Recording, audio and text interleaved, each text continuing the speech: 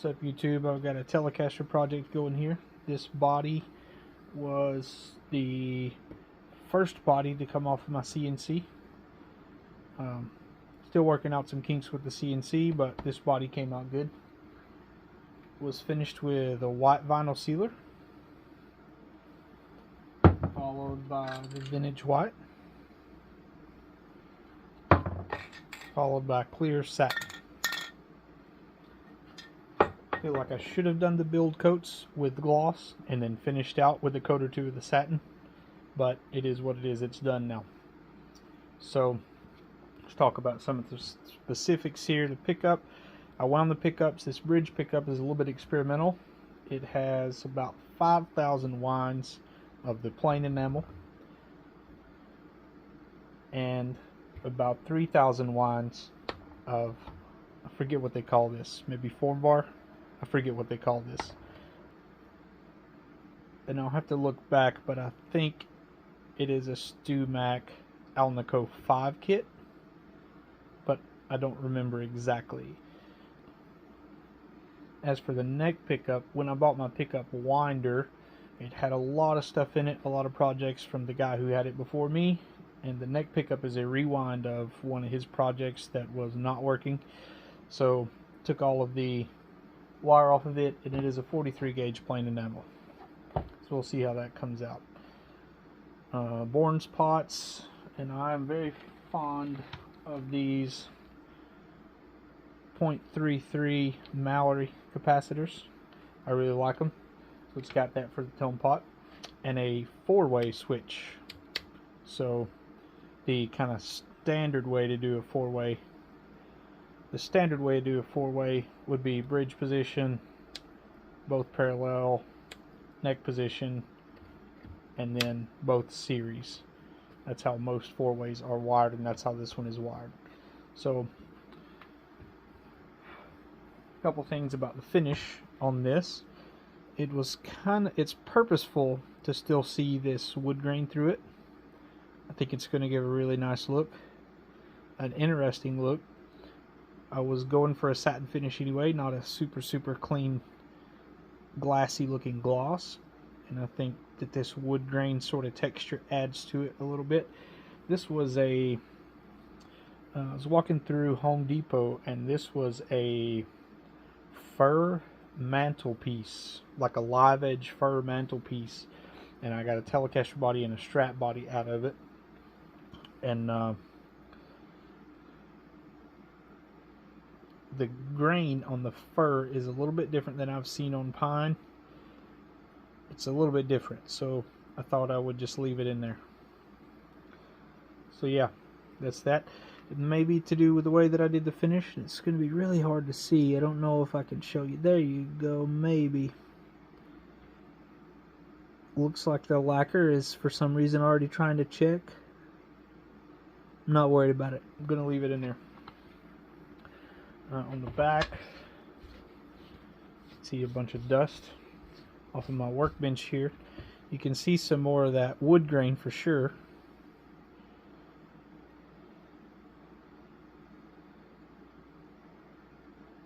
And you can see a small defect right here, a little sand through, but I'm not a factory and I do this stuff for fun, so I'm going to let this one sand through ride right here. I think whoever ends up owning this guitar will not be super worried about it, so I'm just going to leave it there. I really do like that wood grain the way you can see it, and you can definitely see some of that finish checking going on in the back. It's a little bit more obvious. Try to get a better shot in the light. Yeah, there you go. But I do like this ripply looking wood grain finish that I was able to get from this fir. I've got a Stratocaster body, the other Stratocaster body that came off of this same piece, and I think I'm going to do it a satin sunburst. I think it's going to be really nice to see that wood grain through that Strat body with like a satin sunburst, maybe even just a 2-color sunburst, but that's for the future. Moving on to the neck, this is some bird's eye that I was able to find at my local Woodcraft. I say local, it's a few towns away, but it's the closest one I've got.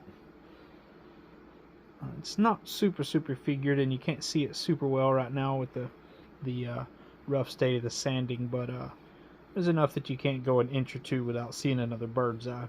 It'll be plenty figured enough. It'll be very interesting. I am fond of the StewMac hot rod truss rods. I like to mount them upside down, which makes them operate backwards, but if you mount them the proper way, as they recommend, it buries the adjustment way under, and it's just so hard to access from the top. So I prefer to mount them upside down, and then when you finish, they come out almost flush with the top of the fingerboard. And this is a much easier way to adjust when they come out almost flush like this.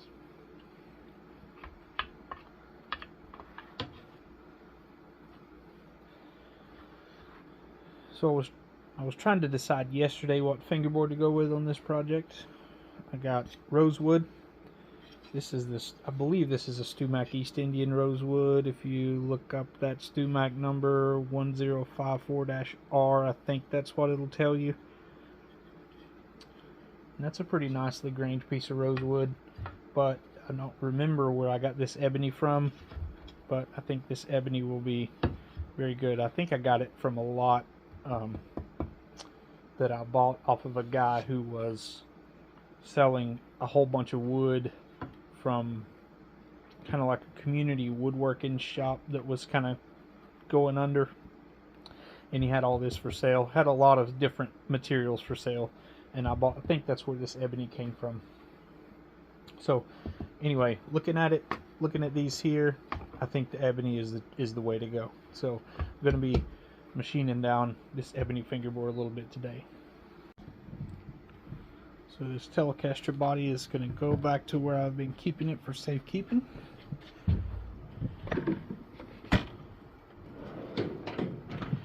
And we are going to look at this fingerboard. I'm going to get a radius on it. Also, sorry about the fan noise. Got another guitar hanging back there that just got a coat of sanding sealer on it. So I got the fan going to get the fumes out of here. I realized this was rough cut on the edges, so what I've done is ran this edge right here along the joiner.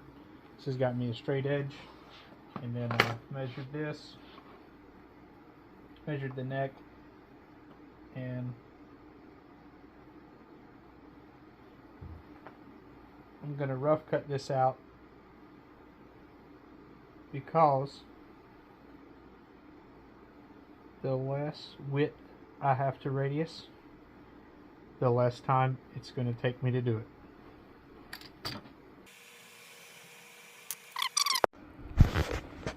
Alright, I've drawn a center line.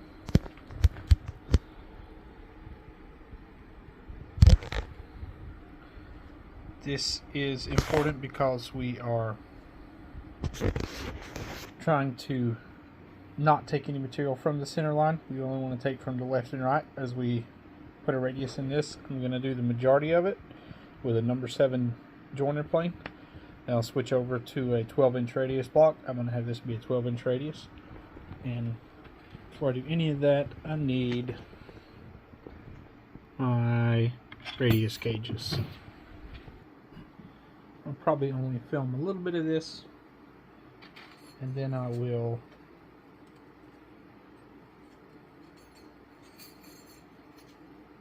shut it off and update you at the end, or maybe when I switch over to the sanding block, because it's going to be pretty boring. Although my wife tells me I should upload videos, wood planing ASMR videos.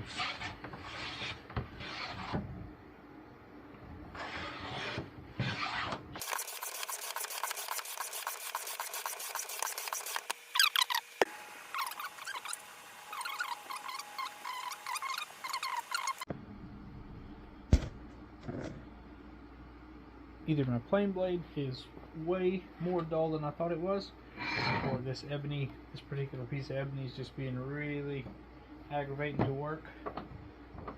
Either way, I'm going to switch over to sandpaper and finish it out that way. When I sand,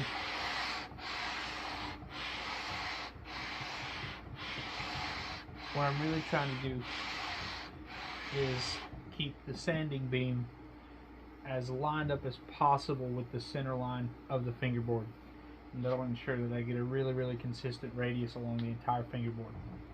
It also helps that I know the surface here is jointed. I know this surface is level. When I built the workbench, I built it that way, so I know when this press is flat, it's flat.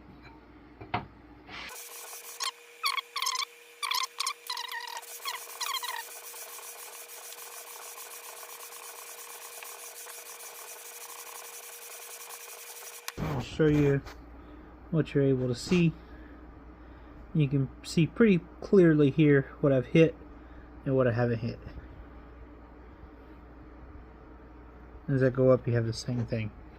All this ebony dust in the middle is where there's still a hollow up underneath the sanding block, and I haven't hit there yet. Ebony dust. This stuff gets everywhere. It's so heavy, half of it doesn't even float. Enough of it does that it really bothers your nose, but most of it just falls straight down. So heavy.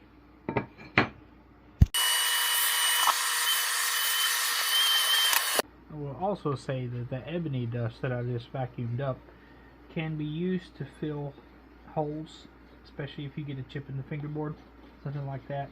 Or even you could make a black inlay with it with some ebony dust and super glue. But I prefer to collect the dust. This is 80 grit. I prefer to collect the dust from a 120 or a 220 grit. The finer particles, I think, tend to make a better fill or a smoother inlay. When I get to that stage, I'll probably save some of this because this is really nice ebony and it's making it really fine, really consistent black dust for that purpose, even though the dust can be aggravating for other reasons. This took about 45 minutes, I would say, to do by hand, maybe an hour. And this is just the 80 grit.